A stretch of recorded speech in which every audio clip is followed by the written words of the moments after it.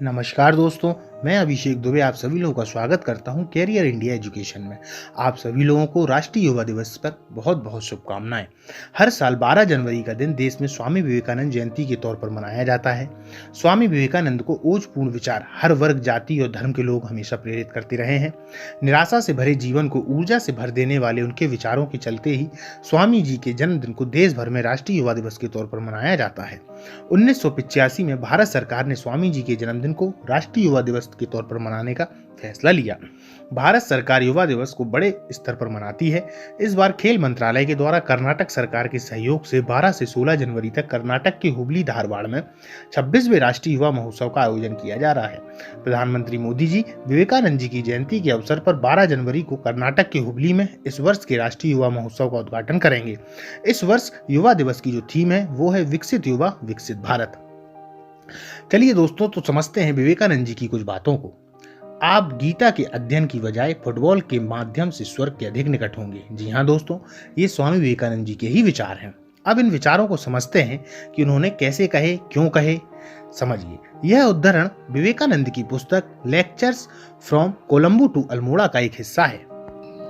वास्तव में यह बांग्ला भाषा में गीता के गे पदों का काव्य रूपांतरण करने वाले आचार्य सत्यनाथ बनर्जी के शब्द हैं, जिन्होंने बचपन में स्वामी विवेकानंद से गीता पढ़ने की इच्छा व्यक्त की थी। इस पर उन्होंने कहा कि उन्हें पहले 6 माह तक फुटबॉल खेलना होगा, निर्धनों और असहायों की मदद करनी होगी, तभी वो उनसे गीता पाठ का ज्ञान सुन सकते हैं। इस पर जब बालक ने स्वामी जी से पूछा कि गीता तो एक धार्मिक ग्रंथ है, फिर इसके ज्ञान के लिए फुटबॉल खेलना क्यों जरूरी है, इस पर स्वामी जी ने अपने जवाब में कहा कि गीता वीर जनों और त्यागियों का महाग्रंथ है, इसलिए जो वीरत्व और सेवा भाव से भरा होगा वही गीता के गुण श्लोक के रहस्यों को समझ पाएगा।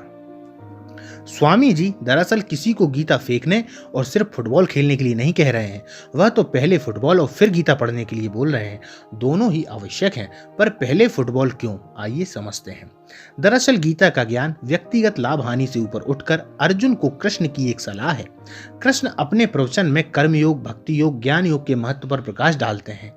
समझते हैं कर्मयोग, भक्ति योग, ज्ञान योग। कर्मयोग, एक कर्मयोगी अपनी इच्छा से कार्य नहीं करता, वह वही करता है जो उस समय करने योग्य है, वही कर्मयोग है। भक्ति योग, एक भक्ति योगी संसार में कर्म करते हुए इस बात से विचलित नहीं होता कि उसके कर्म का क्या परिणाम होगा, यही भक्ति योग है। ज्ञान योग, एक ज्ञानी योगी के पास दुनिया की गतिशील प्रकृति को देखने की क्षमता होती है। इसी क्षमता के कारण वह जीवन में नई परिस्थितियों का सामना करता है, यही ज्ञान योग है। ये बातें तो हुई गीता की। अब इनका संबंध संसार के हर किस्से से है, लेकिन विवेकानंद फुटबॉल से जो संबंध बताते हैं उसे समझते हैं। एक फुटबॉलर ज्यादा आध्यात्मिक और योगी व्यक्ति होगा बजाय उसके जो गीता के श्लोकों को बार बार रट रहा है। समझते हैं तीनों के बारे में। कर्मयोग, फुटबॉल के मैदान पर एक फुटबॉल खिलाड़ी अपने लिए नहीं खेल रहा बल्कि टीम उद्देश्य को पूरा कर रहा है, इसलिए एक अर्थ में वह कर्मयोग का अभ्यास कर रहा है। भक्ति योग, फुटबॉलर गेंद पर एकटक ध्यान दे रहा है और अपनी सर्वश्रेष्ठ क्षमता के अनुसार फुटबॉल को गोल तक पहुंचाने का प्रयास कर रहा है, ये एक अर्थ में भक्ति योग है। ज्ञान योग, फुटबॉलर खेल की गतिशील और परिवर्तनशील प्रकृति के माध्यम से देखने में सक्षम होने के लिए लगातार अपने विचारों को आगे बढ़ा रहा है, इसलिए एक अर्थ में यह ज्ञान योग का अभ्यास कर रहा है। अब लाइन का अंतिम शब्द स्वर्ग। दरअसल विवेकानंद जी ने कई विदेशों की यात्रा की है जहां पर स्वर्ग और नरक की बात होती है। भारत में भी ये विचार पश्चिम से ही आए हुए हैं। भारत में या हिंदू जीवन पद्धति में केवल मुक्ति और पुनर्जन्म ही है, अतः विवेकानंद जी मुक्ति की बजाय स्वर्ग शब्द का प्रयोग कर रहे हैं।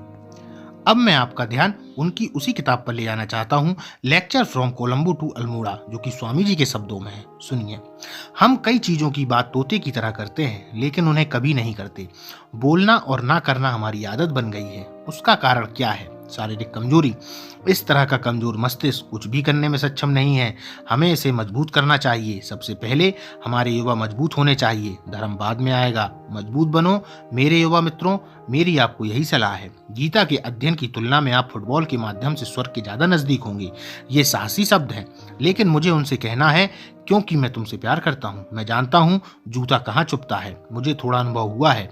आप अपने बाइसेप्स, अपनी मसल्स को थोड़ा मजबूत करके गीता को बेहतर समझेंगे। आप अपने अंदर थोड़े से मजबूत रक्त से कृष्ण की महान प्रतिभा और कृष्ण की ताकत को बेहतर समझ सकेंगे। आप उपनिषदों को बेहतर समझेंगे जब आपके शरीर आपके पैरों पर दृढ़ होता है और आप अपने आप को पुरुष के रूप में महसूस करते हैं। इस प्रकार हमें अपनी आवश्यकताओं के लिए इन्हें लागू करना होगा। ये शब्द दोस्तों विवेकानंद जी के हैं।